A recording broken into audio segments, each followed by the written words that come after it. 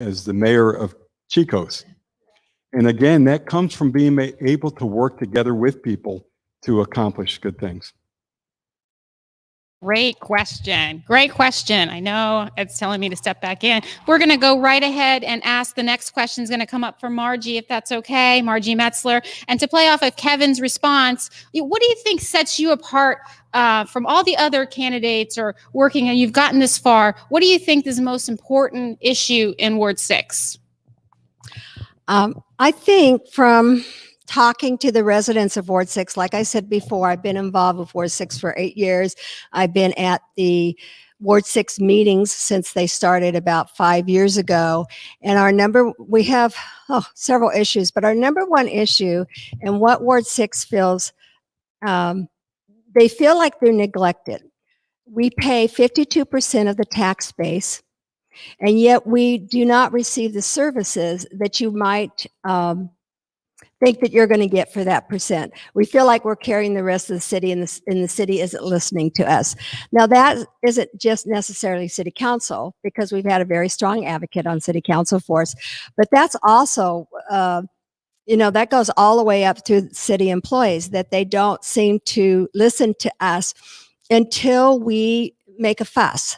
And what I hope to do on city council is not get to that point. I hope to be able to work with the mayor and the other city council people. Now, I will tell you that I have a good working relationship already with our city manager. I have a good working relationship with our public works and our city attorney from being on Economic Development Advisory Board and from going to city council meetings. I also have a good working relationship with Johnny Street and Teresa Watkins Brown, and I don't know Tara Lynn, but I will tell you this thing about Johnny. During our water issue, he's the only one at that time. Kevin wasn't there, Gail wasn't there, but Johnny was the only one during that time that reached out to me, gave me information that I needed, gave me a pathway going forward. And when it was all over and we had won, he was the only one that got up and shook my hand. So I think I appreciate that he did that for me. So that's our number one. I think we're going to hit on probably the water and some other issues, but that really is the number one. That and safety concerns. Ward 6, they want good connectivity. They want good response times from the fire, EMT, police. So safety is also a very big issue out here in Ward 6.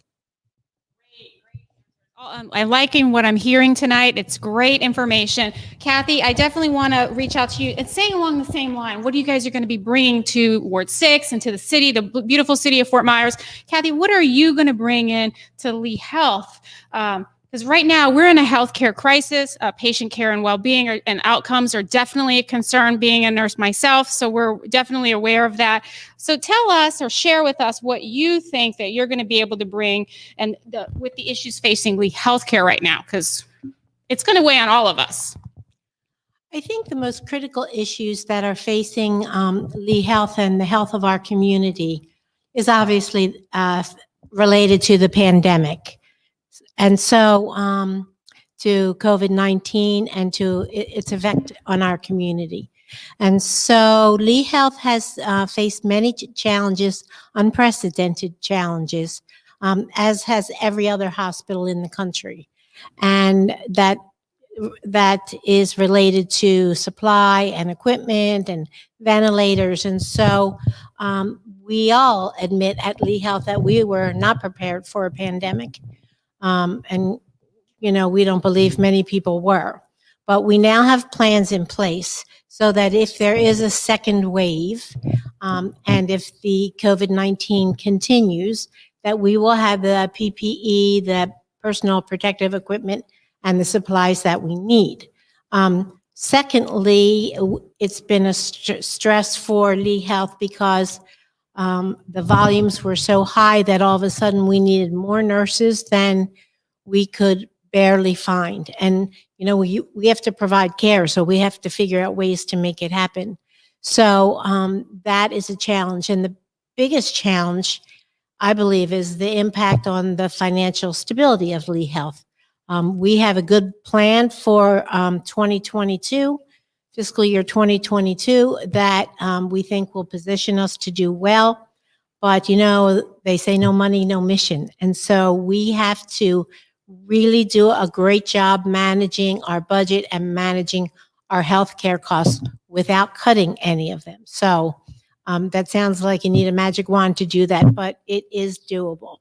And so my experience, I would be the only one at the table who has ran an operation, a hospital, and I was responsible for the operations of Golisano Children's Hospital, 500 employees. I reported directly to the CEO, and I understood what it was like when you had a rough budget year and when you had to make changes and you still had to certainly ensure quality of care and quality patient outcomes and quality patient experiences. So I think that I bring to the table a lot of experience in doing exactly what the entire Lee Health system and all 5 hospitals are going to be facing in actually the next few years. Answer. Okay, and now we're going to go back to Kevin. So Kevin, this race has seemed to become a partisan race, and it's typically nonpartisan. Do you see this as a trend that's coming forward? What can you do to bring it back? What are your thoughts on that? Typically nonpartisan. It's nonpartisan by law. It's in our city charter that the position is nonpartisan. And Florida Statute 106.143 is very clear that you cannot use party affiliation in a nonpartisan race. Unfortunately, my opponent has chosen to do that. I've stayed above that. I don't use my political party affiliation when I'm campaigning. I'm one who believes that there's a reason we're nonpartisan at this level. And that is because this is where government is closest to the people. I mean, we're not in Tallahassee. We're not in Washington, D.C. We are in your neighborhood. We are your neighbors. And when you bring the partisan politics into that, it causes more of a divide. And, you know, I will stay above that. And I will represent all, once again, all the people of Fort Myers, regardless of which ward they live in and which party they're affiliated with. That has nothing to do with it. It's about public service to all of the residents of Fort Myers. Great answer. Okay, Margie, one of the issues facing the area is traffic congestion. Faced some today. How can you mitigate this problem, and what are your thoughts on that going forward? Okay. But first, before I answer that, I want to talk to Kevin's question because that has been very concerning to me. Our country is very divided right now, and the one thing we don't want to do is divide our city. And if we start making these local small races partisan, we'll divide our city. We won't come together to make good decisions for all of our residents. And that's what city council is supposed to do. We're supposed to make good decisions for all, oh, there's my fly, for all of our residents. Sure. Sure. I'm sorry to interrupt, but No, go ahead. the reason this is happening is because the Democratic Party has a program called the Municipal Victory Program. And they are very clear about what their goal is. And their goal is to turn as many cities in our state blue as they can in an effort to turn the state blue. So it's very, very partisan politics, which is not, as Margie said, this is not what this city needs. This does not bode well for this city. And it doesn't help us to serve all the residents. Thank you for that. Thank you, Kevin. Yeah, it's been bothering me for quite a while now when I've seen this happen, because I don't want to see our city divided. I want us coming together and working together for a better Fort Myers, and we can't do that if we're divided down partisan politics. Okay, my question, traffic, right? Okay, sorry, but that's just been on my mind for so long, and it's really starting to bother me because I came into this race to represent everyone, and I know Kevin did too. And I know that this bothers him also. Okay, traffic. So we have not always a traffic problem. We definitely have perception of always a traffic problem. But sometimes, as you know, when it's seasonal, we have a lot worse problems. As we tend to expand out here, it's even going to get worse. Now, this is what we have in place. First of all, underneath on Colonial, underneath I-75 between the Forum and Ortiz 6 Mile, we're putting in the state. This is a state project, putting in the divergent diamond. This is supposed to alleviate a lot of that congestion. If you live here on Tree Line and you go across and try to get to the 6 Mile Public, my favorite store, sometimes in season, it can take me 30, 35 minutes if you hit that traffic wrong. You hit the lights wrong. That's supposed to alleviate all of that issue. They say it works very well if you want to, if you have the time, you want to drive up to Sarasota, go on University, they are using it. They're saying it's very effective. Okay, that's one issue. The other thing is, before you can build anywhere in the city, there is a plan in place. So you have to jump through these hoops. Do we have all the infrastructure you need? Do we have, let's say, enough parking places?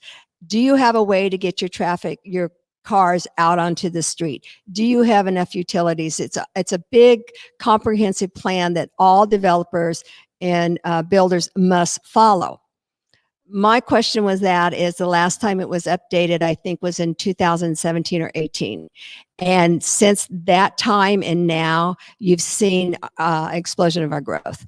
And we need to really be, I think, going back in that comprehensive plan to make sure that it's still a viable plan going forward. The other thing to alleviate some of the traffic out here in Ward 6 is that we need to redevelop other parts of the city.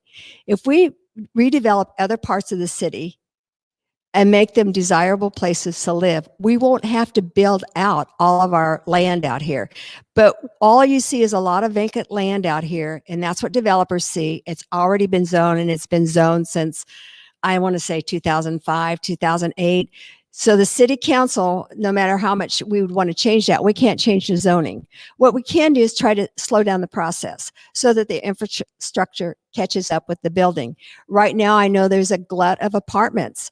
So we need to stop building apartments or slow down the building of apartments.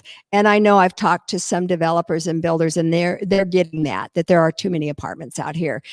But single family homes in Ward 6, they're selling. Whether you're building a new one or I don't want to say used one, previously owned, I don't know what they call that now. But I know in our neighborhood alone, their house sold in a week and a half, and there's a bidding war. So there's still a lot of buying going on. So we need to try to slow down our growth. We need to be intelligent about it. We need to make sure all our infrastructure is in place while we're building.